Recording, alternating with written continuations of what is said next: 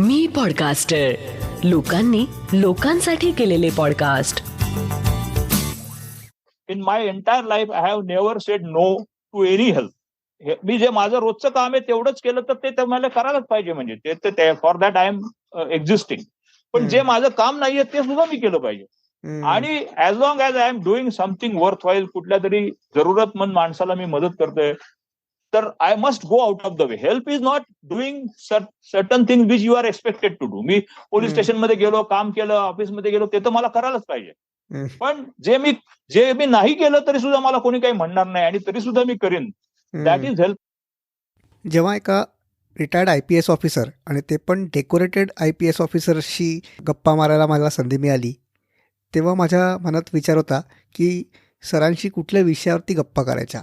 त्यांच्या आयुष्यात घडलेल्या घटनांबद्दल, ज्या की खूप थ्रिलिंग आणि एक्साइटिंग आहेत त्यांच्याबद्दल, की अशा काही गोष्टींबद्दल की ज्यांनी आपल्याला काहीतरी आयुष्यात शिकायला मिळेल अशा गोष्टींबद्दल. कारण आपण आपला जॉब हा थँकलेस आहे असं समजतो. आपण 100% वेळा चांगलंच काम केलं पाहिजे अशी अपेक्षा असते. आणि जरा कुठे कधीतरी चूक झाली की आपला बॉस, लोक हे सगळे आपल्याला शिव्या घालायला तयारच असतात असं आपल्याला वाटतं. पण एकदा पोलिसांचा विचार करा की त्यांचा जॉब किती थँकलेस आहे. आपलं एक टेम्परामेंट पण असतं. आपल्याला काही लोकांना फील्ड वर्क करायला आवडतं, काही लोकांना डेस्क जॉब. पण पोलिसांच्या आयुष्यामध्ये त्यांना दोन्ही कामं करणं आवश्यकच आहे, आवडो न आवडो. मग ह्या सगळ्या गोष्टी असतानाही ते मोटिवेशन ठेवणं, ते काम सतत करत राहणं, हे सगळं कसं घडत असतं एका पोलिसाच्या आयुष्यात. त्यांच्या कामातनं ॲज अ सिव्हिलियन आपल्याला आपल्या आयुष्यात काय शिकता येईल, या सगळ्या गोष्टींवर प्रमोद फळणीकर सरांशी या एपिसोडमध्ये आपण गप्पा केल्या आहे, जेणेकरून त्यांच्या आयुष्यातल्या घटनांमधनं आपल्याला काहीतरी शिकायची संधी मिळेल. प्रमोद फळणीकर सर हे मध्य प्रदेश कॅडरचे IPS ऑफिसर होते आणि त्यांनी मध्य प्रदेशमध्ये अनेक शहरांमध्ये सेवा दिलेली आहे. पण त्याच्यानंतर ते सेंट्रल डेप्युटेशनवर वेगवेगळ्या संस्थांमध्ये त्यांनी काम केलेलं आहे, ज्याच्यामध्ये ITBP म्हणजे इंडो टिबिटियन बॉर्डर पोलीस, त्याच्यानंतर NSG NSG कमांडो म्हणून आपण ज्यांना ओळखतो, आणि त्याच्यानंतर CISF या अशा संस्थांमध्ये त्यांनी काम केलेलं आहे. CISFमध्ये संपूर्ण भारतातल्या सगळ्या एअरपोर्टच्या सिक्युरिटीची जबाबदारी त्यांच्याकडे होती. एवढा महत्त्वाचा जॉब बजावलेल्या माणसाशी आपल्याला गप्पा करायला संधी मिळाली, ह्याच्याबद्दल खरंच मी थँकफुल आहे आणि होपफुली तुम्हाला या गप्पा आवडतील. सो चला तर मग ऐकूया आजचा हा एपिसोड. मी पॉडकास्टर प्रस्तुत हा आपला इन्स्पिरेशन कट्टा आहे. इन्स्पिरेशन कट्टाचा हा 57वा भाग आहे. आणि तुम्ही हा पॉडकास्ट जिथे कुठे ऐकत असाल, Spotify, Apple podcast, Google podcast, Amazon music, जिओ7, Gaana, Hungama, Wink, Storytel, YouTube, बिंचपॉड, कुठेही तिथे इन्स्पिरेशन कट्टाला लाईक करा, सबस्क्राईब करा, 5 स्टार रेटिंग द्या आणि लोकांबरोबर नक्की शेअर करा.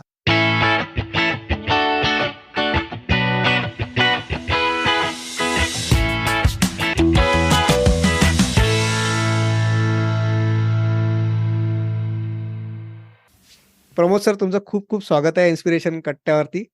धन्यवाद. मला सुद्धा खूप बरं वाटतंय तुमच्याशी इंटरॅक्ट करण्यासाठी. Thank you sir. कसं वाटतं एवढं एक्साइटिंग आणि हॅपनिंग लाईफ, त्याच्यानंतर आता रिटायरमेंट लाईफ, कसं वाटतंय? Actually I completely agree with you.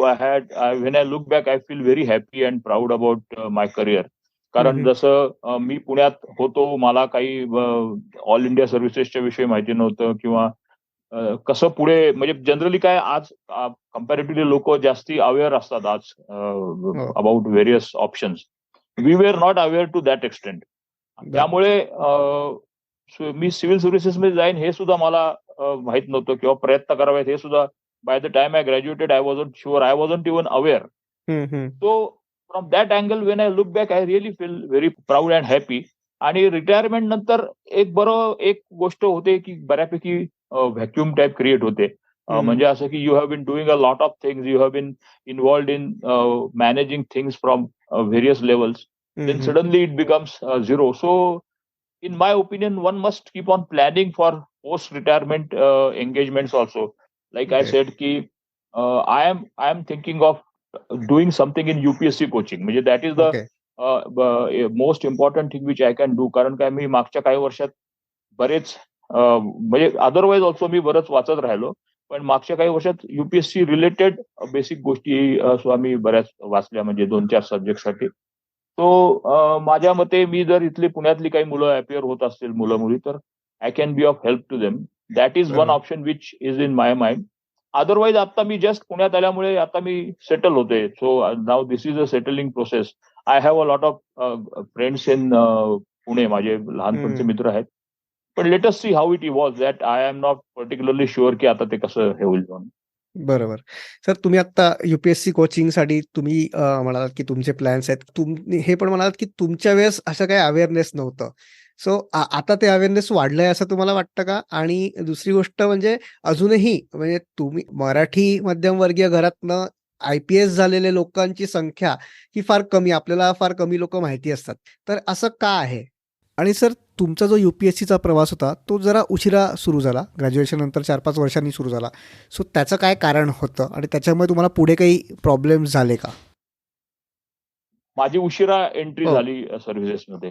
So I would actually like to begin from that point of view, की उशिरा किंवा लवकर किंवा बरोबर हो. वेळेवर हे सगळे रिलेटिव्ह कन्सेप्ट आहेत. बरोबर. आणि this is one important thing which I would like to emphasise right in the हो. बिगिनिंग, बरं. की जी मुलं मुली तुम्ही इन्स्पिरेशन कट्टा म्हणता, म्हणून मला वाटतं की काही मुलं मुली याला ऐकत हो. असतील, तर टाइम फ्रेम तुम्ही लावून नाही घेतली पाहिजेत, माहितीये का? उशिरा लवकर त्याच्यामुळे, because that creates internal tensions, की ह्या वेळात हे झालं पाहिजे, त्या वेळात. आयुष्य असं इतक्या आखीव रेखीव पद्धतीने होत नाही. म्हणजे हो. आयडियली झालं तर सगळ्यांनाच पाहिजे असेल, पण बरोबर. तसं होत नाही. आणि तसं न होणं एका अर्थाने चांगलं असतं, कारण तुमची जी डायग्रेशन्स होतात किंवा तुमच्या चुका होतात किंवा तुम्ही धडपडतात किंवा तुमचं काय इश्यूज होतात, all this things are actually great educators. म्हणजे तुम्हाला खूप गोष्टी त्याच्यात शिकवून जातात. फॉर एक्झाम्पल, तुम्ही माझं म्हणलात की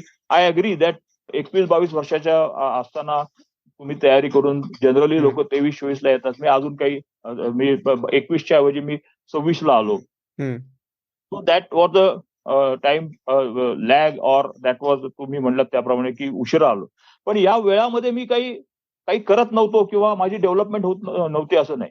I was actually sort of trying to explore, sort of trying to do what I wanted to do, because when I graduated I wasn't even aware about civil services. So तुम्ही म्हणलात तसं की सुरुवातीला पासूनच लगेच 21-22 वर्षाचा असता तेव्हा मला स्वतःलाच माहित नव्हतं सर्व्हिसेसच्या विषयी, तर त्याच्यात एंट्री करणं is a difficult thing.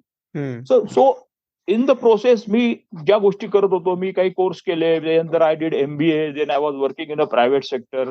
I also was involved in some of the social activities, म्हणजे काही सामाजिक संघटनांच्या संबंधात किंवा काही माझे मित्रगणांच्या ह्याच्यात चर्चेचे कार्यक्रम. So all this is a evolutionary process. माझ्या स्वतःमध्ये इव्होल्युशन झालं, आणि हे इव्होल्युशन तुमचं सतत चालू असतं.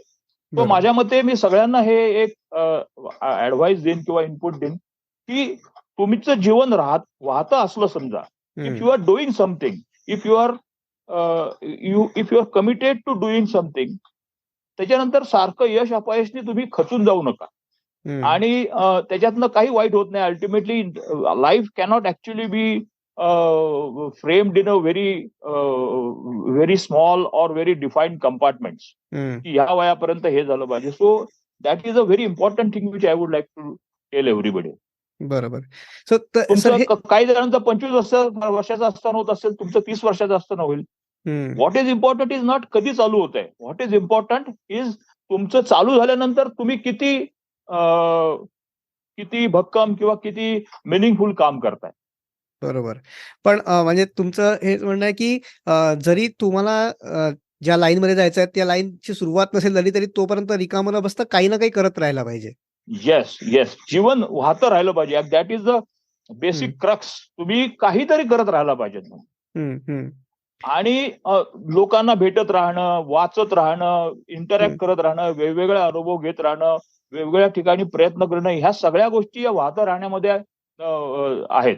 भला तुम्ही पडाल, भला तुमचे प्रॉब्लेम होतील, भला तुम्ही असफल व्हाल, all this things over a period of time don't matter.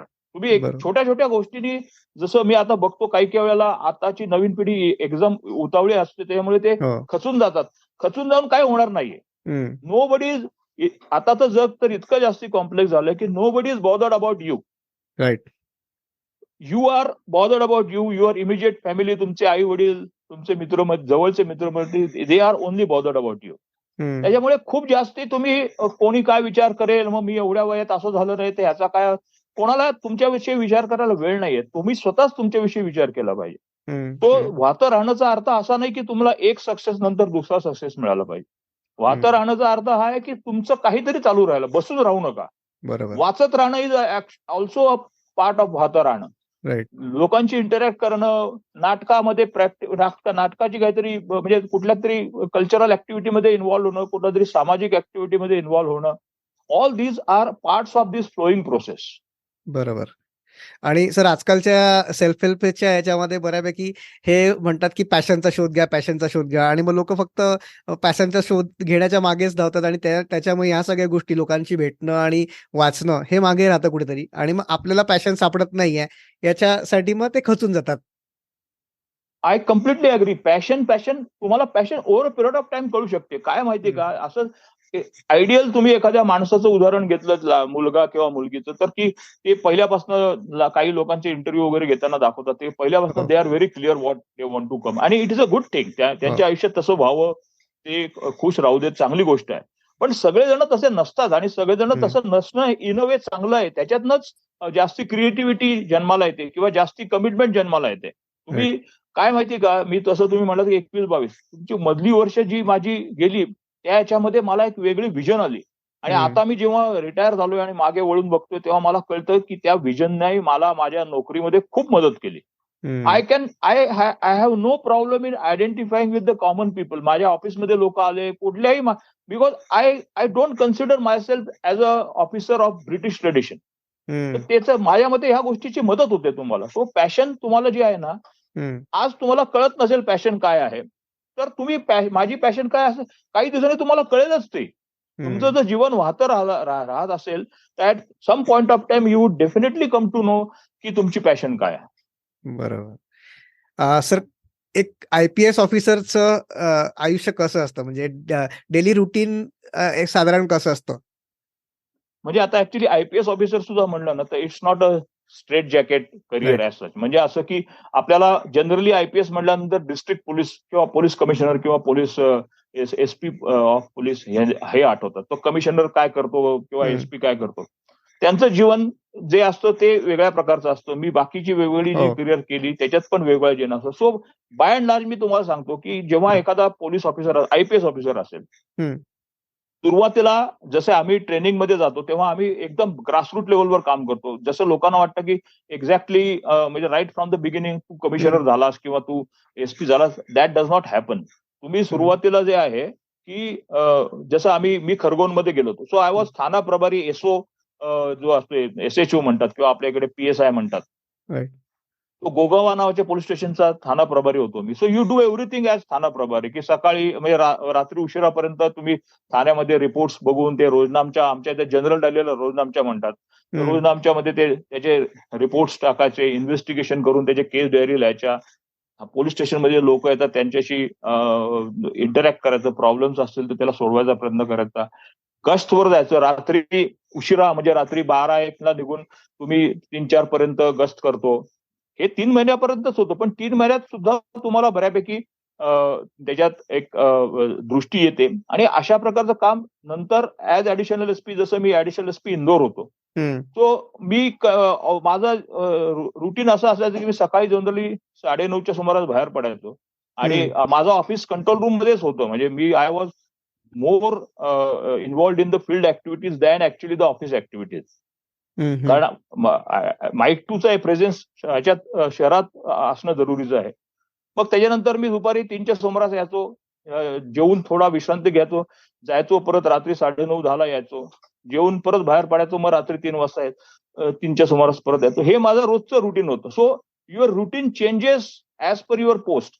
जेव्हा समजा तुम्ही कमिशनर असाल किंवा SP असाल, तर comparatively you have certain privilege of having your on schedule plan in your own way. Generally commissioners किंवा एसपी जे स्वतःही घरी बऱ्यापैकी त्यांचं कॅम्प ऑफिस पण असतं, तर कॅम्प ऑफिसमध्ये उशिरापर्यंत काम करू शकतात, or they can go to their office at 10-10:30. It is up to them. ह्या त्या गोष्टी व्हेरी होतात. बेसिकली त्यांचं ऑफिसमधलं त्यांनी वेगवेगळ्या क्राईमवर किती कंट्रोल करतात किंवा वेगवेगळ्या ह्याच्यावर किती हे करतात, क्राईम मिटिंग्स घेतात ते. Then they have to visit the police stations also, or additional commissioners office, or joint commissioners office. Joint commissioner इथे पुण्यात त्याचं तिथेच ऑफिस आहे, पण if the office is a separate location, so that is also तिथे जाऊन तिथल्या लोकांची चर्चा करणं. Then interacting with a lot of people's organizations, individuals. All this is a part of his routine. He or she can plan that routine as per his own preferences. Okay. This is the district police posting हे सांगितलं. Right. आता district मध्ये सुद्धा वेगवेगळ्या, जसं for example I was SP Betul, जिथे ते farmers शेतकऱ्यांचं खूप मोठं आंदोलन होतं, ट्रायबलचं सुद्धा आंदोलन होतं, किंवा आम्ही एसपी बालाघाट होतो, तिथे नक्षल मुवमेंट होती. सो नक्षल मुवमेंट मध्ये तुमच्या ऑफिसच्या कामाला फार जास्ती हे नाही, तुम्ही जंगलात किती फिरताय आणि जंगलात तुमचे एन्काउंटर्स होण्याचे चान्स किती आहेत, किंवा म्हणजे तुमची जी पकड जंगलामध्ये आहे, that becomes important. So the job of the SP or any police officer varies on the basis of his or her postings also. Sir, आता तुम्ही जसं म्हटलं की वेगवेगळे कामं असतात, तर एकाच माणसाला, म्हणजे युजली आपण बघतो की एखाद्या माणसाला फील्ड वर्क खूप जास्त आवडतं, पेपर वर्क खूप जास्त करायला आवडत नाही. काही लोक डेस्क काम करायला जास्त आवडतं, फील्ड वर्क त्यांना जमत नाही किंवा आवडत नाही. इथे पोलीसमध्ये किंवा एकंदर लॉ एन्फोर्समेंट एजन्सीजमध्ये एकाच माणसाला, तुमच्यासारख्या माणसाला फील्डवर पण जावं लागतं, राईट्स चालल्या तिथे पण जायला लागतं, आणि त्याचा रिपोर्ट पण तुम्हाला तयार करायला लागतो. सो ही जी कला आहे किंवा हे जे स्किल आहे, ही डेव्हलप व्हायला लागते का म्हणजे आपसत असते ती आतमधून आपल्याला? नाही, ही डेव्हलप व्हायला लागते माझ्या मते. हे हा फार बरोबर प्रश्न आहे. सुरुवातीला मला असं वाटायचं की पोलीस ऑफिसर म्हणजे जो एकदम फील्डमध्ये पाहिजे, की तुमची जी काही एकदम दादागिरी किंवा तुमची जी काही एक ताकद आहे, किंवा तुमची जी एक भूमिका, तुमचे जो काय एक पर्सनॅलिटी आहे, that should be actually visible and seen in the field, which I still agree. लोकांना माहिती पाहिजे की आमचा ऍडिशनल एसपी कोण आहे. इंदोरमध्ये मी होतो, I was continuously present in the field. सगळ्या ऑपरेशन्स मध्ये, सगळ्या कारवायांमध्ये मी स्वतः इन्व्हॉल्ड असायचो. So I agree, you have to lead from the front in important. At the same time you have rightly pointed out की तुमचं कागदावर सुद्धा, कारण पोलीस ऍक्टिव्हिटी अल्टिमेटली ती जी कल्मिनेट होते, that is in a legal field. म्हणजे समजा काही झालं तर केसेस तुम्ही कोर्टामध्ये जातात. So if you are not aware of the details of the legal provisions, how these cases are fought in the court, आणि त्याच्यातले कसे ingredients प्रूव्ह व्हायला पाहिजेत, only because you say a certain person has committed certain crime does not mean that it will be proved. Even if you know, or everybody knows, in spite of that, तो कदाचित कोर्टात prove होणार नाही, because you have to bring that in the investigation. That is one thing. That is one part of तुम्ही जे म्हटलं कागदी कारवाई, की इन्व्हेस्टिगेशनचं काम किंवा रूल्स रेग्युलेशन. दुसरं काम, तुम्हाला ऑफिसचं पण काम माहिती पाहिजे. बरं, ऍडमिनिस्ट्रेटिव्ह, एसपी ऍडमिनिस्ट्रेटिव्ह. बिकॉज मला सुरुवातीला वाटायचं की नाही ठीक आहे, आम्ही मध्य प्रदेशमध्ये ऍज एसपी आम्ही बजेट आलो, तर आम्हाला असं वाटायचं की let additional SP handle it. मतलब मला पण माझं असं त्याच्यानंतर हे सुरुवातीच्या जिल्ह्यामध्ये, नंतरच्या जिल्ह्यामध्ये आम्ही पण हे सगळं, पण सुरुवातीला असं वाटायचं की नाही, as SP I should be more visible in the field. मी काम करत राहिलं पाहिजे. I agree, I still hold the same view. However the paper work cannot be undervalued. त्याचं सुद्धा तेवढंच महत्व आहे. आणि या बाबतीत अजून पुढे गेल्यानंतर as a SP, as a police officer, you must get exposure to certain different organizations also. जसं सीबीआय मध्ये काम करणं माझ्या मते एका पोलीस ऑफिसरनी फार जरुरीचं आहे. कारण तिथले एक अधिकारी इतके चांगल्या प्रकारे म्हणजे ते आपापल्या फील्डमध्ये एकदम पक्के असतात. They know the legal provisions, they know how the things are fought in the court, त्याचे काय प्रोज अँड कॉन्स होतील, कशी लढली जाऊ शकेल. सो माझ्या मते these are very important things, ki apart from working in the field as SP or as DIG or as IG, you must also work in the central organizations like CBI, or as I worked in ITBP. ITBP मध्ये पहिल्यांदा मी DIG Dehradun होतो, गढवाल सेक्टरमध्ये. I was DIG Garhwal sector in Dehradun. आणि माझं तिथलं काम पण फील्डचंच होतं. मी सगळ्या आमच्या बॉर्डर पोस्टवर स्वतः चालत गेलेलो आहे. कितीही उंचावर असतील तरी मी चढून गेलेलो आहे सगळ्या ठिकाणी. बिकॉज तुमचा फोर्स तुम्हाला बघत असतो की तुम्ही हेलिकॉप्टरनी सगळ्या ठिकाणी जाताय. हेलिकॉप्टरने गेलात की तुम्ही अर्धा तास थांबून लगेच सगळ्यांना मिठाई वाटून परत हेलिकॉप्टरमध्ये बसता आणि परत येतात. So that does not allow you to bond with the people. तुमच्या इथे एक चांगली एक तर डेव्हलप व्हायची असेल की स्वतःची. आणि त्याच्यामुळे आज सुद्धा मला तिथले लोक आठवण करतात, कधी फोन करतात, because I have moved with them in the rugged terrains also. सो तिथे सुद्धा हे फील्डचं जास्ती काम होतं. But then I realise when I was posted in ITBP directorate in Delhi, फाईलचं काम फार इम्पॉर्टंट होतं. फाईल गव्हर्नमेंट ऑफ इंडियामध्ये फाईलचं काम फार चांगल्या प्रकारे नोटिंग लिहिणं, कशी हे करणं. So this things do matter. म्हणजे या दोन्ही गोष्टीचं एक चांगलं कॉम्बिनेशन पाहिजे. If you are very very effective in the field work and if you don't know how to do file work or written work, तर माझ्या मते तुम्ही अपूर्ण राहता.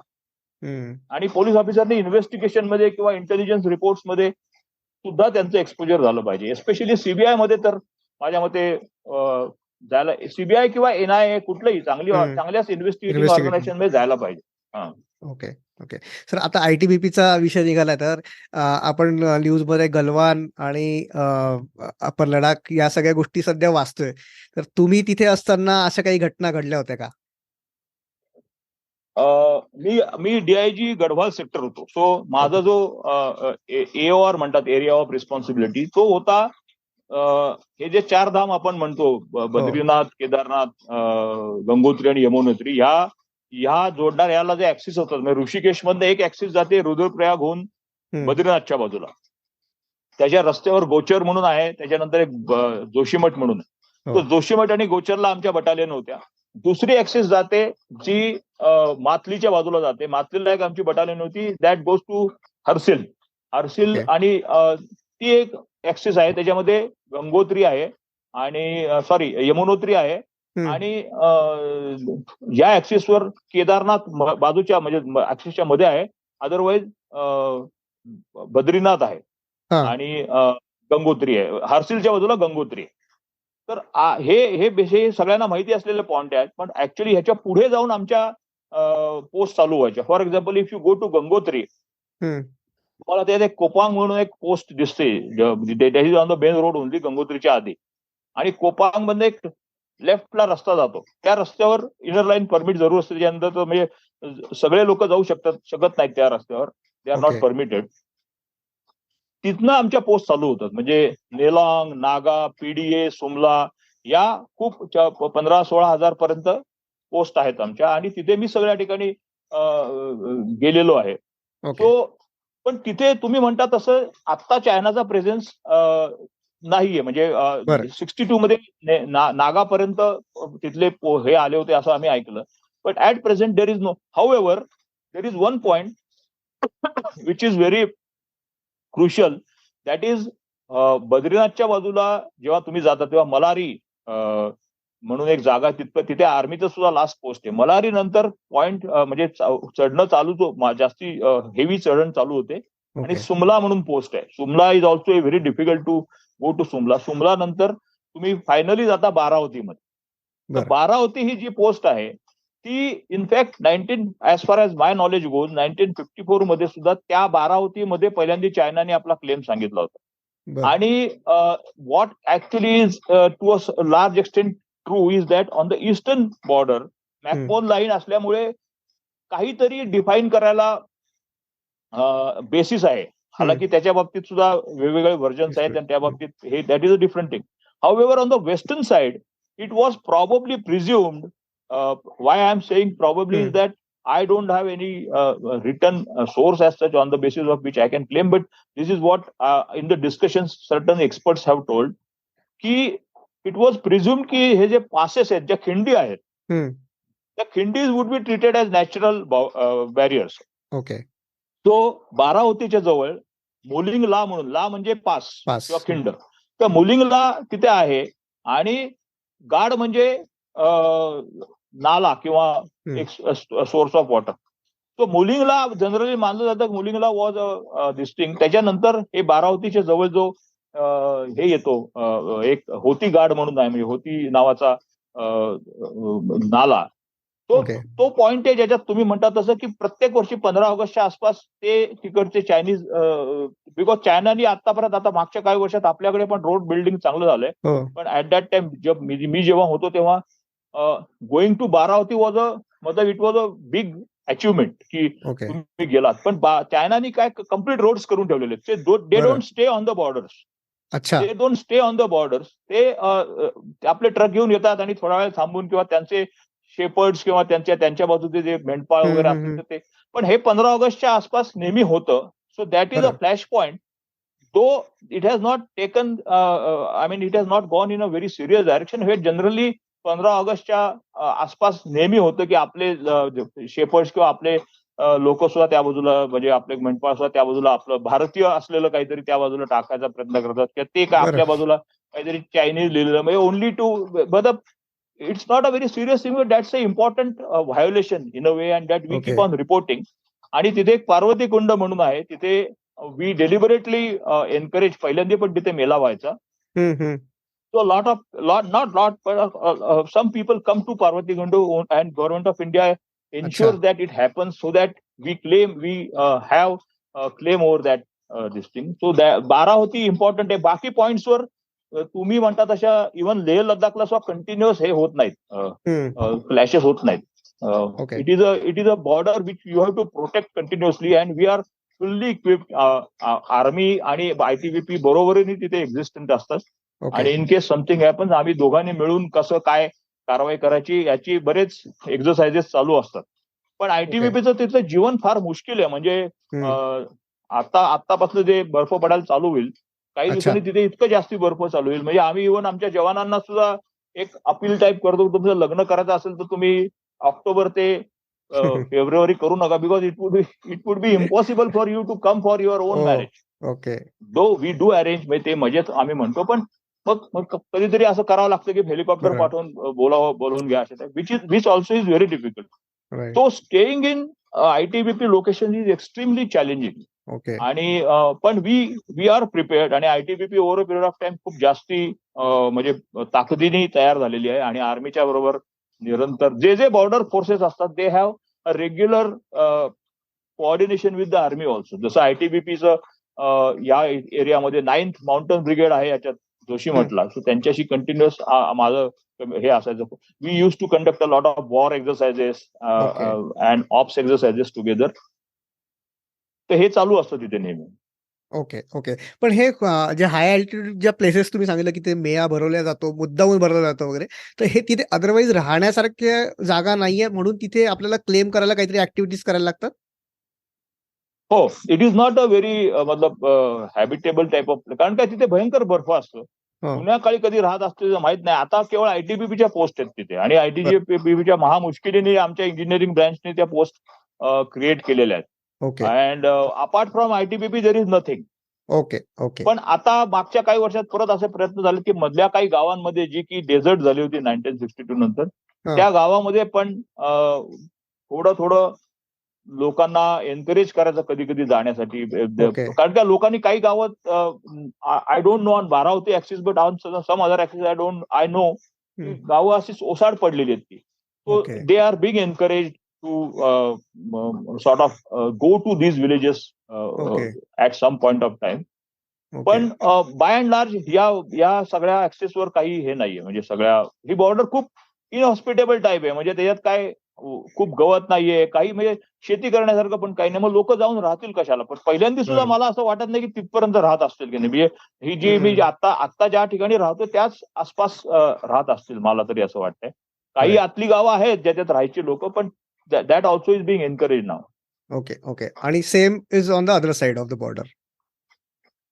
Same is on the other side. So same is on the side, though the level of infrastructure at that time जेव्हा मी होतो तेव्हा, म्हणजे 2006-07ला, तेव्हा त्यांचं इन्फ्रास्ट्रक्चर कम्पॅरेटिव्हली खूप चांगलं होतं आपल्यापेक्षा. आता मी असं ऐकतो की we have also improved a lot that. म्हणजे मी ते बघितलेलं नाही आता रिसेंट त्याच्यामध्ये, पण एस्पेशली रोड्समध्ये. फॉर एक्झाम्पल सुमनाला जायला मला आठवतंय, सुमनाला जायला म्हणजे आम्ही असं प्लॅन करायचो, कारण का तो तिथला जो खाली जी रिव्हर आहे ती मला आठवत नाही, गंगेचीच एक ट्रिब्युटरी आहे अलकनंदा किंवा, तर ती इतकी छोटी दिसते, इतका भयंकर. तुम्ही मॅकॅनस गोल्ड मध्ये जसं ते पाहता ना की एका बाजूला कडे आणि खाली परत कडे अशा, आणि मध्ये अगदी थोडी वाट. त्याच्यानंतर तुम्ही म्हणजे तुमचं जर 12 किंवा 1 वाजला असेल तर त्याच्यापर्यंत तुम्ही जर मूव्ह झाला नसेल तर त्याच्यानंतर वारं चालू होतं पहाडांमध्ये. तर वारं तुम्हाला बागणं असं कुठल्या तरी माणसांनी धक्का दिल्यासारखं वाटतं, एवढं ते मुश्किल आहे. आणि आमचे म्युल्स वगैरे घोडे सुद्धा जातात सामान घेऊन, ते सुद्धा काहीतरी काही वेळेला पडतात खाली, एवढे ते अरुंद वाट आहे. So this was at that time I had gone to Sumla, so I know how difficult it is. पण आता मी असं ऐकतो की सुमलापर्यंत रस्ता झालाय. So to a certain extent there has been a good development of border infrastructure. Okay. Sir त्याच्यानंतर तुम्ही NSG आणि CISF यासारख्या ऑर्गनायझेशनमध्ये पण काम केलं, आणि CISF मध्ये तुमच्याकडे संपूर्ण भारताचे जेवढे एअरपोर्ट्स होते त्याची सिक्युरिटी तुमच्याकडे होती. सर असे जॉब असताना रात्री झोप लागते का? एअरपोर्ट सिक्युरिटी किंवा इव्हन NSG मध्ये सुद्धा बऱ्यापैकी ऑन टोज चांगल्यापैकी तुम्हाला राहावं लागतं. एअरपोर्ट सिक्युरिटीमध्ये तर डेफिनेटली कंटिन्युअस कुठेतरी काहीतरी होत राहतं, आणि समटाइम्स यू फील दॅट, म्हणजे तुम्ही you are speaking with the Chennai officer, next minute you are talking to a Guwahati officer. So it is a challenging this thing, but एवढी स्ट्रेसफुल किंवा अशी नाही तुम्ही म्हणता तसं की झोप सुद्धा लागत नाही असं, because certain over a period of time you have developed certain mechanisms which are existent on ground, आणि त्यांना चांगल्या प्रकारे कोऑर्डिनेट कसं करायचं किंवा त्यांची ऑपरेशनल त्यांची कॅपॅसिटी कशी वाढवायची, केपेबिलिटी कशी वाढवायची, आणि त्यांचा कॉन्फिडंट हे कसं करायचं, हे जास्त इम्पॉर्टंट ठरतो over a period of time from the airport sector headquarter point of view. तुम्ही म्हणता ते बरोबर आहे या गोष्टींनी, म्हणजे it is a very sort of stressful thing, कारण कंटिन्युअस कुठेतरी काहीतरी होतच असतं. But one good thing is that we have got very brilliant officers in airport sector. CISF मधले व्हेरी एक्सपिरियन्स्ड, आणि त्यांना काही वर्षाचा एक फार चांगली पॉलिसी CISF मध्ये आहे की once you even a constable or sub inspector or inspector also, if he or she joins in the airport sector, then for a reasonable period 12-13 वर्ष they will remain in airport sector. म्हणजे they may not remain in the same airport, but they will keep on going to other this thing. त्याची चांगली गोष्ट आहे ती. म्हणजे कसं की त्यांचं एक्सपर्टीज डेव्हलप होतं. Okay. So I was fortunate to have brilliant officers, male and female officers in airport sector. Okay. Sir पण हे तुम्ही म्हटलं तसं की प्रोसेसेस सेट झालेले असतात किंवा सगळ्या गोष्टी असतात, पण ह्या सगळ्या तुम्हाला सारख्या रिव्ह्यू करत राहायला लागत असतील, तर किती फ्रिक्वेंटली तुम्हाला? नाही, हे फार एक important, actually this is a thing which one must keep in mind that IPS ऑफिसरनी वेगवेगळ्या ऑर्गनायझेशन मध्ये जात राहिलं पाहिजे. का सांगतो, जसं तुम्ही समजा मी मध्य प्रदेशमध्ये होतो, आणि if I had continued as जसं I was SP in various district, then I was DIG of Indore range, and there was no problem. Generally लोकांना वाटतं की सेंट्रल डेप्युटेशनवर ते जातात ज्यांना की स्टेट त्यांचं नॉर्थ ईस्टर्न आहे किंवा अजून असं, त्यांना स्टेटमध्ये they are not happy, so they want to go on central deputation. I don't agree with that. I was very happy in Madhya Pradesh, आणि मला अजून काही वर्ष तिथे मी DIG इंदोर आम्ही 3 वर्ष तर होतोच, पण त्याच्याशिवाय अजून मी कंटिन्यू केलं असतो, IG सुद्धा झालो असतो. For me there was no problem in Madhya Pradesh. आणि Madhya Pradesh even today I hold that it's one of the beautiful cadres. खूपच चांगलं काडर आहे. आमच्या काडरमध्ये चांगल्या ऑफिसर्सना जे दबंगता आणि जे दादागिरी म्हणजे I am not saying from a negative point of view, I am saying Singam style, कायद्याची दादागिरी म्हणजे जे निगेटिव्ह एलिमेंट्स आहेत, जे अँटी सोशल एलिमेंट्स आहेत, त्यांना तुमच्या दरारा वाटला पाहिजे. बरोबर. की if I do something, action would be taken against me. And if you create that type of atmosphere, people really help you, people really repose a lot of confidence you. So when I am saying दादागिरी, it is not from a negative connotation. तर त्या ह्यानी ते तसं जर मध्य प्रदेशमध्ये असेल, आणि मला माझ्या मते सगळ्याच काडरमध्ये असेल, पण मध्य प्रदेशमध्ये अनुभव आहे की तुम्हाला लोक खूप सपोर्ट करतात. लोक नेता, मतलब I have not seen a single honest and result oriented officer suffering. Tension असतात, मी सुद्धा खूप वेगळ्या स्ट्रेसफुल ह्याच्यातनं गेलोय, खूप प्रॉब्लेम झाले, सगळ्या all this things they are part of your job. But ultimately तुम्हाला तुमचं चांगलं काम होतं तिथे. But if you continue doing the same thing again and again, then you sort of, in my opinion, you sort of develop a level of complacency. की जसे कायम स्टेटमध्ये राहणाऱ्या ऑफिसर्सची सुद्धा चांगली त्यांची एक हे होते, but they don't get exposure to different organisation. Policing is not only policing in the state. Policing is policing in different organizations. As I said, ITBP is also police. CISF is also police. Right. They are part of Central Armed Police Forces, CAPFs. So वेगवेगळ्या organisation मध्ये गेल्यावर काय होतं की तुमचा एक आतला confidence जास्ती म्हणजे तावून सुलाखून निघतो किंवा घासून निघतो. म्हणजे कसं की मध्य प्रदेशमध्ये मी 17-18 वर्ष काम केलं, डीआयजी इंदोर, एसपी डीआयजी. त्याच्यानंतर तुम्हाला असं वाटतं की म्हणजे तुम्ही दुसऱ्या ज्या ठिकाणी जाल तिथे लोकांना तुम्ही बऱ्यापैकी माहिती असता की प्रमोद फळणीकर याचं काम कसं आहे. So that helps you, that leads to false sense of confidence or complacency within you when you go to a different organisation. मी जेव्हा आयटीबीपी मध्ये देहरादूनला गेलो होतो, मला काही माहित नव्हतं की आयटीबीपीचं काम कसं आहे. त्यांचं काम कम्प्लीट वेगळं आहे. आणि then you cannot keep on saying every day की यार मला काय माहित नाही तुमचं काम कसं आहे, आता बघू. You have to almost give a impression की मी तुमच्या कामामध्ये सुद्धा तेवढाच कॉन्फिडंट आहे. And for that you have to study a lot. म्हणजे यू कॅनॉट डिस्ट्रिक्ट पोलीसचं नॉलेज तिथे तुम्हाला फार वापरायला येत नाही. तो ऑर्गनायझेशन किंवा एक ह्युमन ऑर्गनायझेशनचं जे नॉलेज आहे ते कामाला येतं, because human being everywhere are the same. पण त्या ऑर्गनायझेशन मधलं जे ऑपरेशनल प्रोसेसेस आहेत त्याच्या बाबतीत तुम्हाला माहित नसतं. तर त्याच्यातनं तुम्हाला काम जास्त you have to sort of give up your level of zone of comfort. आणि त्याच्यातनं तुमच्या चांगल्या क्वालिटीज. त्याच्यानंतर मी मुंबईत आलो सीआयएसएफ मध्ये. CISF has a different mandate. I cannot tell कि यार मुझे मालूम नहीं आपका काम क्या है, देखो कुछ दिन में देखूंगा. You have to write from the day one. You are IG and you are IG from the day one. And you have to deliver from the day one. NSG मध्ये NSG has a lot of component of army officers. 53% army and 47% CAPFs. Okay. आणि ह्या सगळ्यांचं वेगवेगळं काम आहे. Counter terrorism, counter hijacking आणि protection of dignitaries, हे 3 त्याची मॅन्डेट आहेत. नाव ह्या सगळ्या ऑर्गनायझेशन मध्ये तुम्हाला जाऊन बऱ्यापैकी स्वतःला अपग्रेड करावं लागतं. So in my opinion that is a very good process, that is a very evolutionary process. Okay. Sir तुम्ही आता जसं म्हटलं की एक तर स्वतःला अपग्रेड सतत करायला लागतं आणि कम्फर्ट झोनच्या बाहेर निघायला लागतं. सिव्हिलियन्सला तुम्ही काय सांगाल? कारण युजली आम्ही लोक कम्फर्ट झोनमध्ये खूप इझिली बसलेलो असतो आणि अपग्रेडेशनसाठी आपण स्वतःला शिकायला काहीतरी म्हटलं तर आम्हाला वेळ नसतो असं आम्ही म्हणतो. पण तुमच्यासारख्या बिझी जॉबमधनं तुम्ही स्वतः अपग्रेड करत असता, तर तुम्ही सिव्हिलियन्सला याच्याबद्दल काय नाही, सांगाल? आमच्या जॉबमध्येच अपग्रेड करण्याचा आम्हाला चान्स मिळाला. पण सिव्हिलियन्सना सुद्धा मी हे सांगेन की it is better to keep on upgrading your. I may not be in a position to give exact advice. पण तुमच्या बरेच लोक खूप कॉम्प्लेसंट होतात आणि कॉम्प्लेसन्सी झालं की काय होतं की माझ्या मते तुमची एक अंदरची जी डेव्हलपमेंट आहे किंवा तुमचे कॉन्फिडन्स बिल्डिंग जी एक प्रोसेस आहे ती थांबते असं माझं मत आहे.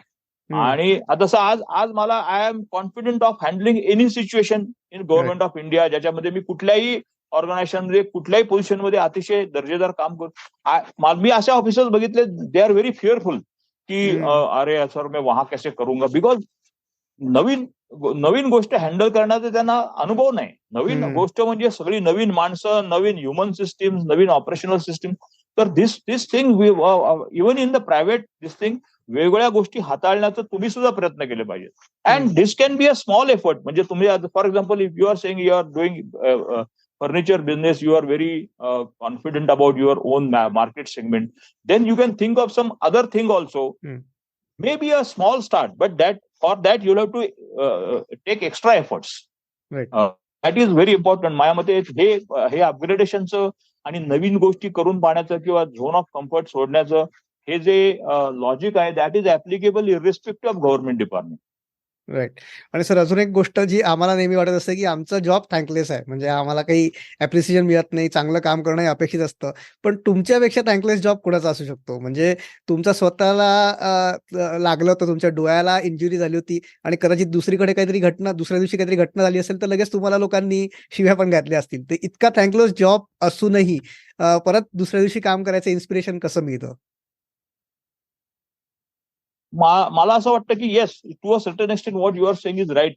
डिस्ट्रिक्ट पोलीस किंवा अदरवाईज ऑल्सो लोकांच्या अपेक्षा खूप जास्त असतात. हं. आणि police is a visible arm of the government. त्याच्यामुळे प्रत्येक गोष्ट इलेक्ट्रिसिटी नसतं. म्हणजे मध्य प्रदेशमध्ये तर असं व्हायचं की कुठल्याही गोष्टीसाठी तुम्हाला, अरे सर वहा ऐसा हो रहा है. त्याच्यानंतर किसान आंदोलन असेल तर त्याच्यात सुद्धा तुम्हालाच बऱ्यापैकी, आणि मी आहे सगळं केलेलं म्हणून सांगतो, यू हॅव टू बी, हो. यू कॅनॉट से की ते शेतकऱ्यांचं आंदोलन आहे ते ऍग्रीकल्चर डिपार्टमेंट बघेल. I mean you are a part of that everything. Hmm. So in a way yes, तुमचं काही म्हणजे तुमचं खूप मल्टीफेरस जॉब असून तुम्हाला त्याचं क्रेडिट मिळत नाही. दुसरं, तुमच्या भयंकर, म्हणजे मला आठवतं एक एक वारदात ज्याला म्हणतात, की एखादी मोठी हं. जर काहीतरी क्राईम झाला तर त्या क्राईम नंतर लोक असा एक माहोल तयार करतात की you almost start thinking that you have your self done that. खूप जास्ती एक स्ट्रेस क्रिएट होतो. हं. पण माझ्या मते दॅट इज अनअवॉइडेबल. म्हणजे आता जेव्हा मी मागे वळून बघतो तेव्हा मला असं वाटतं की that is a part of the game. You have to hmm. Keep on, because you will not be able to, because पब्लिकला असं वाटतं की तुम्ही हे केलंच पाहिजे. आणि बरोबर. तुमचे प्रॉब्लेम्स तुमचा काय बऱ्याच गोष्टी, जसं पोलिसांना सुट्ट्या मिळत नाहीत, त्यांचे जॉब्स डेड एंड असतात. म्हणजे असं की त्यांचे प्रमोशन फार होत नाहीत, एस्पेशली पोलीस हं. नॉन गॅझेटेड लेवलवर. तर हे प्रॉब्लेम्स आहेत, पण हे लोकांना सारखे सांगत राहण्यात पण पॉईंट नाही, पहिली गोष्ट. आणि nobody is interested in your problem. People are hmm. Interested in result. So to a certain extent I agree की तुम्हाला काही वेळेला खूप जास्ती फ्रस्ट्रेशन येतं की nobody is actually listening to you. जसं हं. CISF मध्ये मी एअरपोर्टमध्ये असताना काही झालं की एअरपोर्टमध्ये कंजेशन झालं हो. की it is basically of multivarious factors.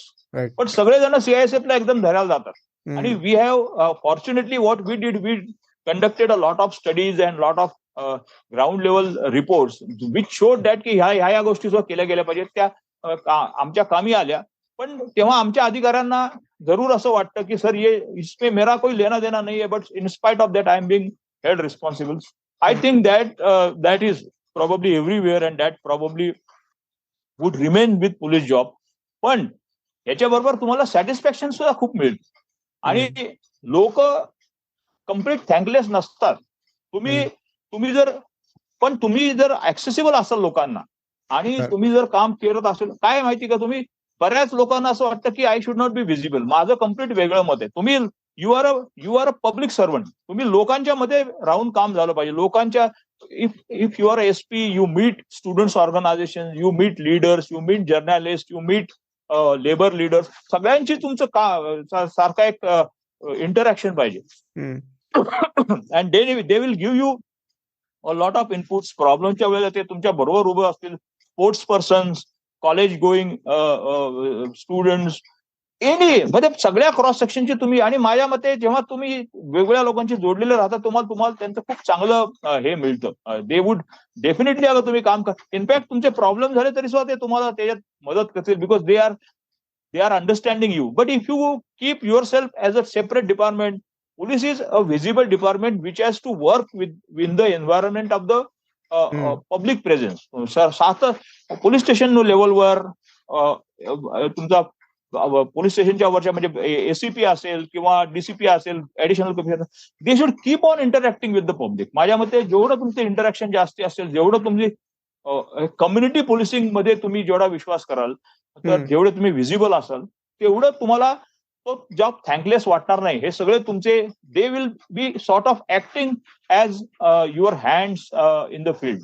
हं. खूप हं. मदत मला तर जेव्हा I agree, I am not sort of trying to portray a very rosy picture. हे सगळे तुमच्या म्हणणं बरोबर आहे. बऱ्याच वेळा तुम्हाला फ्रस्ट्रेशन येतं, बट एंड रिझल्ट काय की तुम्हाला, आता मी जेव्हा मागे वळून बघतो तेव्हा मला बरं वाटतं की येस, मी तळमळीने काम केलं. तुम्ही तळमळीने काम करत असाल तर तुम्हाला लोक सपोर्ट करणारच, याच्यात मला काही शंका नाही. Another thing which I would also tell you, हं. when I look back, I have gone through so many stressful phases. हं. जेव्हा तुम्ही दबंगतेने किंवा एकदम दादागिरीने काम करायचा प्रयत्न करता तेव्हा चुका पण होतात. आणि त्या चुकांमध्ये तुम्हाला खूप जास्ती सोसावं लागतं. Legally also I have gone through so many such this, मी ते सांगणार नाही. पण मला आता मी जेव्हा मागे वळून बघतो तेव्हा जसं एक तर मी म्हणतो तसं की तुम्हाला जनतेमधले लोक, इव्हन ज्युडिशरीतले लोक, तुम्हाला लोक मदत करतात. जसं म्हणतात ना की जेथे जाशी तेथे तुम्हाला सांगा ती चालविषयी हात धरून. You would realise I have seen this. मला सर्व्हिसमध्ये जायच्या आधी कोणी सांगितलं असतं तर कदाचित माझा विश्वास बसला नसता. But now I can say with this thing. हा, त्रास होतो, म्हणजे ते काय मी फुलाफुलांच्या पाकळ्यांवर चाललेलो नाहीये. पण now when I look back मला असं वाटतं की कधी तुम्हाला त्या त्रासा, इनस्पाइट ऑफ दॅट त्रास तुम्हाला मदत होते. In spite of that thanklessness there is also a lot of this thing. Because तुम्ही थँक्स आज, why I can say that people do remain thankful. In Indore, I was posted maybe 17-18 years ago as DIG. त्याच्यापेक्षा काही आधी मी SP होतो. Even today I can get certain things done in Indore. मला आता माझा contact पण तसे नाहीयेत. But still I can request people. Y? Because if you have work honestly, if you have worked with result orientation, you can still, and this is not only in Indore. I can Mansoorला मी SP होतो, बैतूलला होतो मी. मला आता थोडंसं मी complete transformation नाही करू शकतो, but I can still get a lot of things done in those districts because I know people do have the memories of those days. So it is not completely thankless in my opinion. So it is stressful. I agree that it is not a very मतलब असं खूप रोजी नाहीये, पण it is worth it. Okay sir, तुम्ही एवढ्या ठिकाणी काम केलं, एवढ्या वेगवेगळ्या ऑर्गनायझेशनमध्ये काम केलं.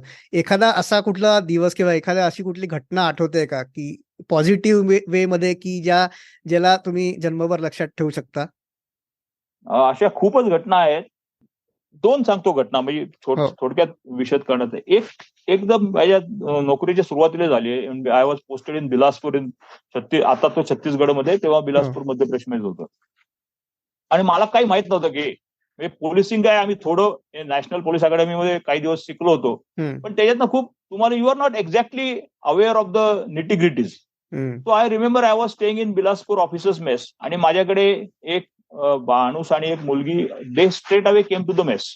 अँड ती मुली एकदम खूप म्हणजे असे अस्ताव्यस्त टाईप झालेली किंवा खूप म्हणजे ती त्रासात असलेली असं वाटत होती. त्या वडिलांनी सांगितलं की हिचा नवरा दुसरं लग्न करतोय, तो कधी आहे, तो उद्या आहे.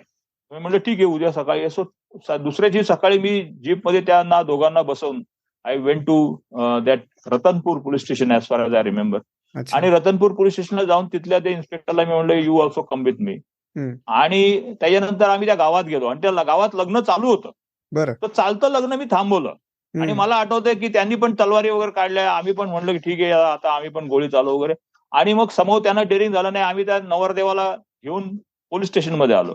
आणि नवरदेवाला घेऊन पोलीस स्टेशनमध्ये आल्यानंतर त्या मुलीचे वडील जे होते ते एकदम आधी आतापर्यंत ते हे वाटत होते ते एकदम वाघ झाले. आणि ते मग म्हणले की म्हणजे ह्याला आपण असं करू, ह्याला असं करू. मी म्हणलं की मी तुम्हाला तुमचा इगो सुखवण्यासाठी मी ते याला घेऊन आलेलो नाही. I am bothered about the life of this girl. So I told that girl की यू डिसाइड. मी आता त्याच्याविरुद्ध केसेस करून त्याला आत टाकू शकतो, सगळं करू शकतो, पण तू 1 तास तू आणि तुझा नवरा समोरच्या झाडाखाली बसा, आणि मग 1 तासानंतर मला येऊन सांगा. इफ यू डिसाइड, मला काय हरकत नाही फॉर मी ते केस हे करून. And they came to me after one hour की नाही, आमचं काय ते फला गोष्टीवरनं भांडण म्हणजे झालं होतं, पण आम्हाला जायचंय बरोबर. आणि त्या मुलीला पहिल्यापासूनच, म्हणजे जेव्हा ती मेसमध्ये आली तेव्हा पण तिची इच्छा तीच होती. So he was working in ACCL Bilaspur, South Eastern Coalfield त्याच्यामध्ये. So I sort of made a certain level of affidavit की मी असं करणार नाही. आणि मी त्याला सांगितलं मी एसीसीएल मध्ये देईन, हे झालं तर वगैरे. आणि मग काही दिवसानंतर, काही महिन्यानंतर ती मुलगी आणि तो नवरा परत, आणि at that time they were so happy, they came to me. So या सगळ्या प्रोसेसमध्ये काय सांगायचंय, मी ज्या गोष्टी केल्या त्यातल्या ऑलमोस्ट मला आज वाटत नाही एकही गोष्ट मी करू शकण्याच्या पोझिशनमध्ये होतो. दे वर in a way extra legal or something going beyond this thing. काय मी करत होतो मलाच माहित नाही, किंवा गावात त्या लोकांनी आमच्यावर तलवारी वगैरे चालवल्या असतं तर काय झालं असतं मला. But sometimes you do certain things एका जिगरमध्ये किंवा एका स्पिरिटमध्ये, and that helps you. So तुम्ही सारखं म्हणजे, आणि this process has been accepted everywhere की तुम्ही अच्छा. परामर्श केला पाहिजे, काउन्सिलिंग केलं पाहिजे. म्हणजे सारखी तुकडा तोडण्याची कारवाई ही फार तत्काळ त्याच्यानंतर तुम्हाला वाटलं की नाही नवरा खरोखरच अत्याचार करतोय किंवा खरं तर तुम्ही कारवाई करा. आय एम नॉट सेइंग की कारवाई करू नका. पण मुलीला जरूर विचारा. मुलीचे आई वडील आपला इगो इश्यू बनवत आहेत म्हणून ते परिवार तोडण्याचं काम झालं नाही पाहिजे. सो लग्न हे मुलगा आणि मुलीचंच झालेलं आहे आणि त्यांचेच विचार लक्षात घेतले पाहिजेत. हा एक नंतर मी खूप पुढे हे गेला. So this is one which is very important lesson which I learn. दुसरं एक, आता वेळ कमी असल्यामुळे दुसरं मी सांगतो. दुसरा मला फार एक मोठा हे झाला की लिडिंग फ्रॉम द फ्रंट. एक एक्झाम्पल मी म्हणजे actually I can describe a lot of experiences. पण एक भोजशाला आंदोलन हे फार मोठं आंदोलन झालं होतं. आणि भोजशालामध्ये काय होतं की ती सरस्वती मंदिर होतं ते कमाल मौलाना आणि नंतर that was converted into sort of मस्जिद. त्याच्या बाहेरच कमाल मौलानाची बाजार पण आहे. म्हणजे ह्याच्यातले हिस्टॉरिकल डिटेल्स माझे चुकीचे असू शकतात कारण मला आठवते पहिल्यांदा ते सांगते असं. पण त्याच्यामध्ये काही वर्ष बंद होतं. त्याच्यानंतर लॉर्ड कर्झनच्या वेळेला काही झालं. त्याच्यानंतर ते पवार तिथे जेव्हा ह्याचे होते संस्थानिक होते तेव्हा इट वॉज नॉट मतलब ते बऱ्याच वर्ष ऍक्सेसिबल नव्हतं. Then it was made accessible. आणि त्याच्यानंतर काय झालं की 98 मध्ये बहुतेक एक आंदोलन करण्यात आलं की आम्ही याच्यात हे करणार. तिथे बाहेर संदल म्हणून तिथे असतं भंडारा याला म्हणतात. ते कमाल मौलानाच्या मजारच्या इथे ते संदल आयोजित केलं होतं. तेव्हा ते म्हणले की आम्ही पूजा पण करणार सरस्वती. असं ते बरेच हे झालं. पण त्याच्यानंतर आर्किओलॉजिकल सर्व्हे ऑफ इंडियाने एक आदेश काढला की मंगळवारी हिंदू जाऊन तिथे ती सरस्वती मातेची जी मूर्ती होती आता तिथे मूर्ती नाहीये. आता तिथे एक ते मस्जिद मध्ये तो हे बसतो ममला वगैरे त्या तशी ते स्थान आहे. पण तिथे जाऊन तुम्ही हे करू शकता. यू कॅन तुम्ही अक्षत वाहू शकता. आणि शुक्रवारी जाऊन त्याच जागी मुसलमान नमाज सुद्धा पढू शकतात. आणि बसंत पंचमीच्या दिवशी सरस्वतीची विधिवत तुम्ही पूजा अर्चना करू शकता. आता याच्यामध्ये एक कॅच होता. तो पहिल्यांदा जाणीवपूर्वक लक्षात घेतला नाही किंवा मुद्दाम सोडून दिला गेला. आय डोंट नो की शुक्रवारी शुक्रवारी समजा हे आली वसंत पंचमी तर काय करणार. And exactly that happen Wien I was DIG Indore. आणि मुसलमानांचं असं म्हणणं होतं की आम्ही या दिवशी नक्की हे करणार नमाज आम्ही अदा करणार because that is our right which was a right position also legally because ASI itself had held that. आणि हिंदू म्हणले की आम्ही मोठं पूजन करणार because they were also right because they were also permitted. आणि त्या भोजशालामध्ये आतलं ते हवन कुंड आहे ते तुम्ही बघितलं तरी तुम्हाला खूप मोठं भयंकर कुंड आहे. ते कुंड कम्प्लीट त्यांनी त्यात हवन त्याच्या बाजूला लोक हवन हे करतात. ते म्हणले की आम्ही जाणार नाही. मुसलमानांचं असं म्हणतं की आम्ही बरोबर. त्याच्यात एक प्रेशर असं होतं की protection of rights of minorities is the basic function of any government. So if we had not achieved that day then probably it would have been taken severely against the government of Madhya Pradesh. त्याच्यामुळे आमच्यासाठी important होतं की नमाज we had prepared. आम्ही लोकांना हे केलं होतं की 11 लोक येऊन नमाज म्हणतील तिथे म्हणून. आणि एव्हरीबडी हॅड लॉस्ट होप्स आणि people had fled away. The entire Dhar जे शहर होतं ते भयंकर कार्यकर्त्यांनी आणि खूप आंदोलकांनी असं भरून गेलं होतं. आणि दक्कडपीठा म्हणून जी एरिया होती त्या बाजूने आम्ही त्या काही 11 मुसलमानांना घेऊन येणार होतो. तिथे कम्प्लीट ते तिथले पोलीस पण तिथे विरळ झाले. काय I would not comment on that. पण तिथे कम्प्लीटच्या कम्प्लीट हे तिथले अधिकारी सुद्धा गुल झाले. कारण काय प्रेशर असं होतं ते आंदोलकांचं एक हे असं होतं. तर तेव्हा मला आठवतंय की तेव्हा काही स्थानिक इम्पॉर्टंट नेता नॉट ओनली स्थानिक इव्हन राज्यस्तरीय दे सेड की नाही आम्ही बोलतो. देन आय रिअलाइज की now nobody is able to do anything. मी त्यांना तेव्हा सुद्धा त्यांना हे केलं होतं की तुम्ही एवढा वेळ तुम्हाला हे धरून you have not been able to do anything. Now leave it to us. Now we will handle. आणि तेव्हा आमची चांगलीच आमच्यावर लोकांनी पण अटॅक केलं. आम्हाला त्यांना कम्प्लीट डिस्पर्स करावं लागलं बिकॉज दुसऱ्या बाजूला जे होते ते मुसलमान आम्ही एका ठिकाणी उभे केले होते 11 ज्यांना की आम्ही नमाजसाठी घेऊन येणार आहोत. आणि नमाज जर त्या दिवशी झाला नसता तर it would have been a national level situation. पण आम्ही त्याच्यात आमच्यावर अटॅक झाला, म्हणजे पथराव वगैरे मला पण लागलं. पण तेव्हा सुद्धा मला आठवत आहे, आम्ही गेलो आणि तोपर्यंत तिथली जी वाहनं आम्ही उभी करून ठेवली होती ती सुद्धा गुल झाली होती आमचीच. आणि त्याच्यात मला आठवतंय की माझ्या जीपमध्ये ते मला म्हणलं की सर आप अगर हमारी जान की गारंटी लेते हो तभी हम आएंगे. मैंने कहा कि आप देख रहे हो मेरी आंख की स्थिति, लेकिन मैं जब तक आपको नमाज नहीं कराऊंगा और वापस घर पे नहीं छोड़ूंगा मैं जाऊंगा नहीं hospital. That I am assuring you. आणि मी आणि माझे काही साथी असे आम्ही त्यांना माझ्या जीपमध्ये जेप्सी मध्ये बसवलं का गाडीत बसवलं आणि आम्ही पळत पळत त्यांच्याबरोबर जाऊन we did. And I remember SSP Indore जो होता त्यांनी मला नंतर फोन केला की sir everybody had lost hopes and the senior officer chief secretary probably or DGP त्यांनी त्यांना फोन केला की यार अब तो धार पूरा दंगा होगा, अभी तो आप तैयार कर दो. देन ही सेड की नहीं सर अभी तो वहां नमाज हो रही, because nobody had, everybody had lost hopes.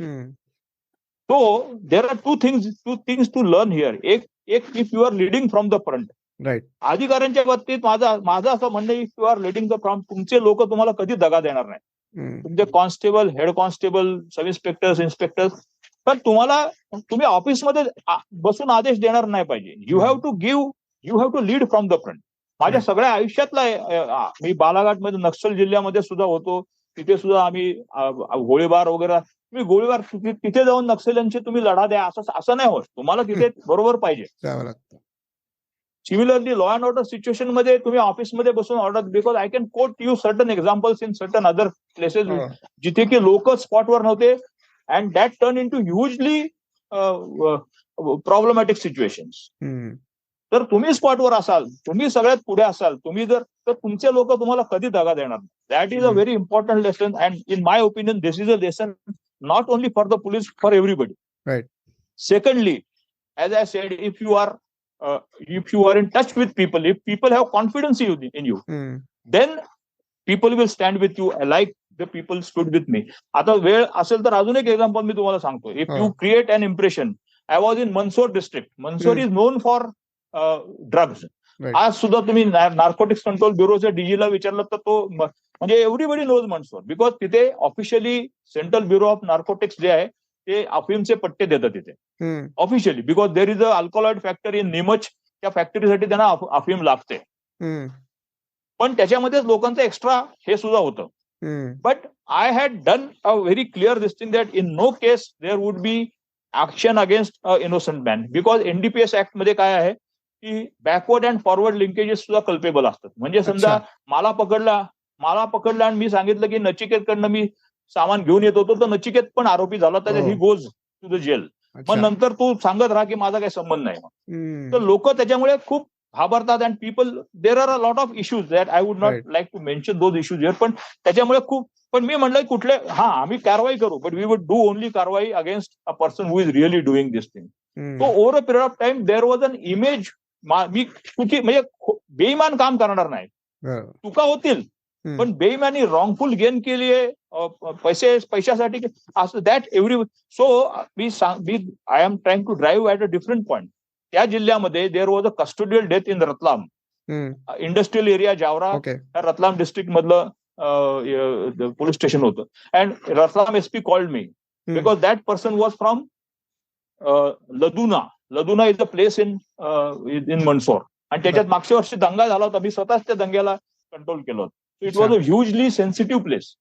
तो माणूस जो होता तो लदुनाचा होता. So I told SP Ratlam तुम अभी कुछ मत करो, मैं यहाँ से भेजता हूँ. मी त्याच्या आई वडिलांना पण पाठवलं आणि मी म्हणलं आपकी गाडी मत भेजना रतलाम की, मैं मेरे यहाँ से भेजवा रहा हूँ.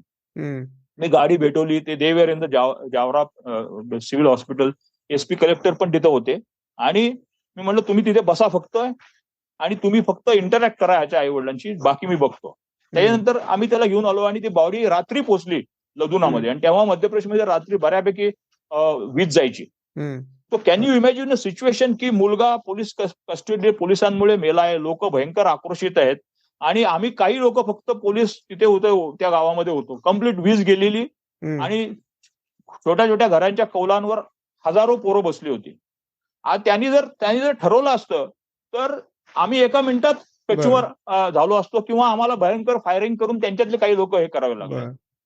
पण मी मंदसौर मधनं एक हाजी मन्नान म्हणून अजून कुठेतरी या लोकांना बोलवलं होतं. दे were also and it was only because I was present on the spot. They decided to bury that boy during the night. And in the कब्रस्तान मला माझ्या डोळ्यात अश्रू आले की मी उभा होतो तेव्हा त्या मुलाचे वडील माझ्याकडे आले आणि मला म्हणले की सर बड़ा खराब लग रहा है. मी म्हणलं हाँ बहुत खराब बात तो है. बोले नहीं आपको हमारे लिए यहाँ खड़ा रहना पड़ रहा है. मतलब ह्या मुलाचा माणूस ह्या माणसाचा मुलगा पोलीस कस्टोडियल डेथ झालेली आहे. In spite of that he is bothered. त्याच्यानंतर सुद्धा मी त्याच्या कॉन्टॅक्ट मध्ये राहिलो whatever I could do for him. So what I am trying to tell is if you create that type of bonding, if you are इमानदार आणि तुम्ही इमानदारीने काम केलं. सो मी I always keep on telling people that इमानदारी by itself has no meaning. हे पेन सुद्धा खूप इमानदार आहे, हे टेबल सुद्धा इमानदार आहे. They don't do anything. तो इमानदारीच्या बरोबरीने दमदारी पण पाहिजे. म्हणजे असं की जे अँटी सोशल एलिमेंट्स आहेत त्यांना तुमचा दरारा वाटला पाहिजे. बरोबर. And if you try for this and this things would come if you are committed, if your values. जसं मी म्हणलं ना की मधल्या काळात जसं तुम्ही मला सुरुवातीला विचारलं, माझ्या व्हॅल्यूज डेव्हलप झाल्या. मी वाचन केलं, मी वेगवेगळ्या सामाजिक. So I am deeply committed to the social causes or in the values which are enshrined in the constitution. And if you are deeply committed, या सगळ्या गोष्टी तुमच्यात आपोआप येतात, तुम्हाला आणाव्या लागत नाहीत. आणि then people will be standing with you. So there are a lot of things. But मला असं ह्या तिघांमधला सुद्धा मला हा मनसोर मधला लदुना मधला जो अनुभव तो खूप हा टचिंग वाटतो. If you have that, if you have created that level of trust, then in spite of the grave circumstances, people would still sort of believe you, trust you. That is so heartening and so sort of touching. Absolutely. नाही, लोकांना ही मानवी बाजू पोलिसांची माहिती नसते. Sir तुमच्याशी एका एपिसोडमध्ये गप्पा संपणार नाहीयेत. हे तुम्हाला रिक्वेस्ट करील परत तुम्हाला जेव्हा वेळ असेल तेव्हा आपण भेटू. येस. सो जाता जाता सर एक रॅपिड फायर राऊंड असतो, आपल्या 2-3 प्रश्न असतात जे एका वाक्यात उत्तर द्यायचे असतात. प्लीज. सर तर एक पुस्तक जे तुम्हाला खूप आवडलं, इन्स्पायरिंग वाटलं, जे तुम्ही रेकमेंड कराल सगळ्यांना वाचायला? आय विल रेकमेंड मराठी का इंग्लिश? कुठलंही चालेल सर, कुठल्याही भाषेत चालेल. I will recommend a fine balance by Rohinton Mistry. That gives you a lot of I have come to a conclusion maybe at a later stage in medicine. Every human being is a book in himself or herself. Right. And I mean every person has a lot of. आपल्याला वाटतं ना, आम्ही police forces मध्ये as ADG airports I was commanding 50,000 60,000 men and women. But every person I am actually ह्याच्या सगळ्यांची स्वतःची एक life आहे, ह्याची स्वतःची एक ऍस्पिरेशन्स आहेत. So I cannot treat people as numbers. So हे फाईन बॅलन्स या पुस्तकातनं केवळ 2-3 टेलर्स कुठले तरी याच्यातनं येतात, बुनकर असतात ते. दे कम टू मुंबई आणि ते मुंबईत अशा जगात. आणि one more thing which I realise why reading that book is that there are worlds within worlds in Mumbai. मला एक मुंबई माहिती आहे, गिरगाव मधली मराठी याची, पण there are other Mumbai's also existing in Mumbai. Fine balance is a good book. तसा type म्हणजे की एकदम राष्ट्रीयतेची भावना वाढवली वगैरे अशा टाईप इन्स्पायरिंग ते नाहीये, पण it has a different distinct.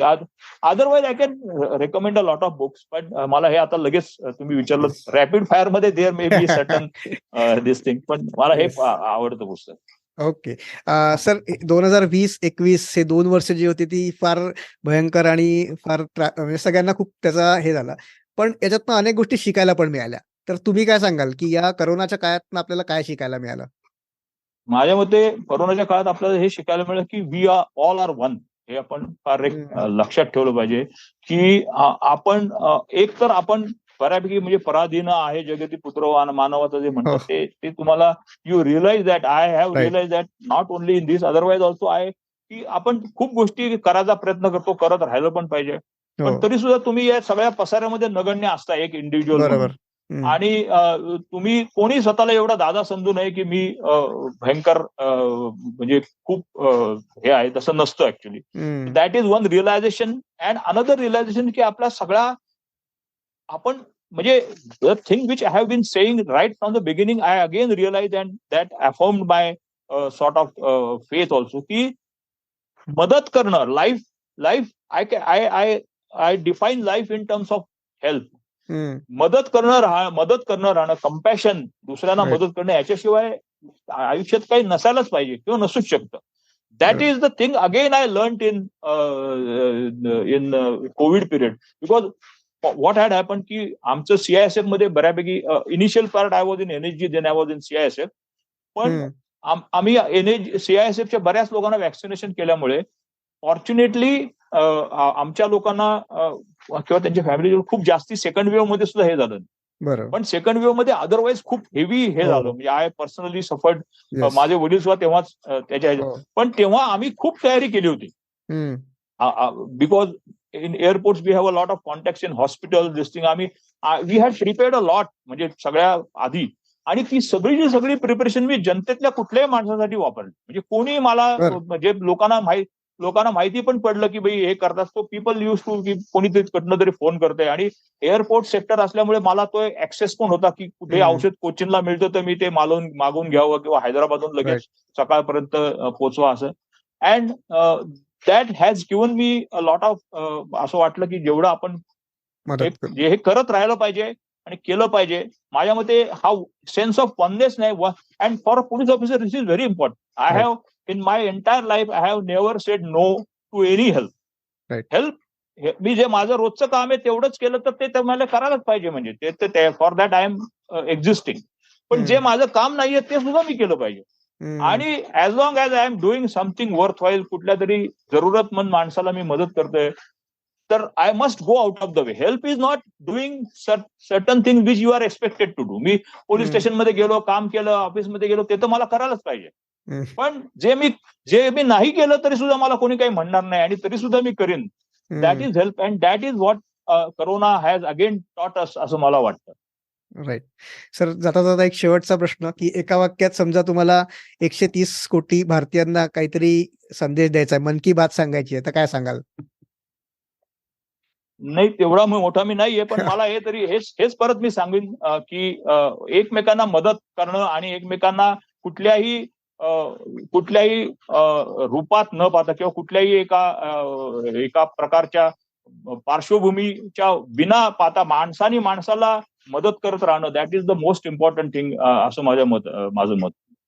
That is the only thing which I would like to, I mean this is what I have tried to do in my life, and this is what I would keep on doing also. Compassion, helping others, that there is nothing more than that. There is nothing above that. Absolutely. Sir, जसं म्हटलं एका एपिसोडमध्ये ह्या गप्पा संपणं शक्यच नाहीये, पण तुम्ही वेळात वेळ काढून इथे आलात आणि गप्पा केल्यात. खूप माहिती मिळाली, खूप शिकायला मिळालं तुमच्याकडनं. सो त्याच्यासाठी तुमचे खूप खूप धन्यवाद sir. Thank you very much. It was माझ्यासाठी सुद्धा एक फार चांगला आनंददायी एक एक्सपिरियन्स होता. पण मला माहिती आहे की म्हणजे जसं मी म्हणलं तसं, बिकॉज मला पण प्रश्नांचं हे नसल्यामुळे किंवा थोडं विस्कळीत या इंटरव्ह्यूचं रूप किंवा माझ्या उत्तरांचं रूप असू शकतं, पण अशा प्रकारच्या इंटरव्ह्यू मध्ये थोडं विस्कळीत असण्यात काही चूक पण नाही असं मला वाटतं. नाही, आपण गप्पांचाच कार्यक्रम आहे हा. सो कट्टाच आहे, इन्स्पिरेशन कट्टा असल्यामुळे त्याच्यामुळे. आणि कट्ट्यामध्ये बऱ्याच वेळेला कट्टाचा नेहमीचा आमचा अनुभव असा की कट्ट्याच्या गप्पा लांबत राहतात. म्हणजे जसं तुम्ही म्हणलात तर की अजून बसतो तर अजून 2 तास बसू शकतो. Yes sir, thank you very much. पण जाताना अजून तुम्हाला आपल्या श्रोत्यांना काही सांगायचं असेल तर सर प्लीज. हा, मला हे म्हणायचं होतं, जसं तुम्ही म्हणलात की मी आता पुण्यात आहे, and one thing which I have sed is that, जसं मी एअरपोर्ट सेक्टरमध्ये असताना आम्ही बरंच काउन्सिलिंगचं मी पहिल्यांदा पण खूप केलं होतं, मेंटरिंगचे आणि काउन्सिलिंगचे हे. पण देन आय रिअलाइज की people have so many issues. म्हणजे मला खूप वाईट वाटत. CISF मध्ये कम्पॅरेटिव्हली खूप रोबस्ट प्रक्रिया आहे आमची ट्रान्सफरची, and we generally do take a lot of issues in this thing. In spite of that, if you visit a particular airport, तुम्हाला वाईट वाटायला लागतं, because in spite of ensuring good level of transfer, still there are a lot of people having severe problem. So because I have gone through so many experiences in life, I would like to suggest to your listeners that if somebody thinks that I can be of any help from counseling point of view to him or her, the people may contact me. I may not be in a position to give you a direct sort of की जसं आता हे अर्थात naturally याच्यात CISFचे असं लोक नाही, I may not be able to do your work in the government district की माझं त्या डिपार्टमेंटमध्ये ते काम आहे ते माझं करून द्या. That is, पण इंडिव्हिज्युअल लेवलवर if somebody wants to talk to me and if he or she thinks that I can be of any help, or if somebody is appearing for UPSC examination and somebody wants my advice, या दोन्ही गोष्टींमध्ये I am prepared for any type of counseling and advice.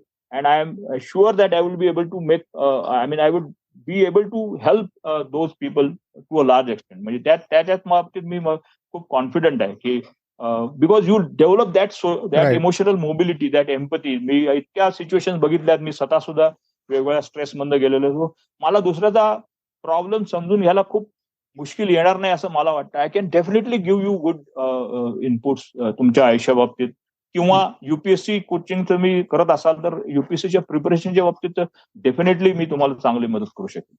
Absolutely. सरांचा एवढा अनुभव आहे, त्या अनुभवाचा आपल्याला फायदा घ्यायचा असेल तर सरांना आपण कॉन्टॅक्ट करू शकतो. सरांचा ईमेल ऍड्रेस आपण शो नोट मध्ये देतोय. तो सरांना ईमेल करून त्यांच्याशी आपण डेफिनेटली कॉन्टॅक्ट करून सर जसे म्हणाले त्यांची मदत या सगळ्या प्रक्रियेमध्ये आयदर युपीएससीची तयारी ईमेल द्या किंवा माझा नंबर दिलात, मोबाईल नंबर दिलात तरी चालेल. Okay. I would definitely try to help in the whichever best way possible. वा, मग अजून काय हवंय? मग मोबाईल नंबर पण सरांनी द्यायला ऍग्री केलेला, नंबर पण मी सरांचा शो नोट मध्ये आपण देऊ. तर सरांना डेफिनेटली कॉन्टॅक्ट करून काही प्रॉब्लेम्स असतील, काउन्सिलिंग जसं सर म्हणाले की अनेक इश्यूज असतात, तर एवढा अनुभव सरांचा आहे त्याच्यामुळे त्यांची मदत आपण नक्कीच घेऊ शकतो. सो सर परत एकदा खूप खूप धन्यवाद, तुम्ही आलात, तुमचा वेळ दिलात त्याच्याबद्दल. सर्वांना, तुमच्या लिस्नर्सना आणि सगळ्यांना, त्यांच्या परिवारांना माझ्यातर्फे खूप खूप शुभेच्छा. बी हॅपी आणि असेच पुढे जात राहा. Thank you sir. हा पॉडकास्ट कसा वाटला याची प्रतिक्रिया आम्हाला जरूर कळवा. inspiration.katta@gmail.com वर. धन्यवाद.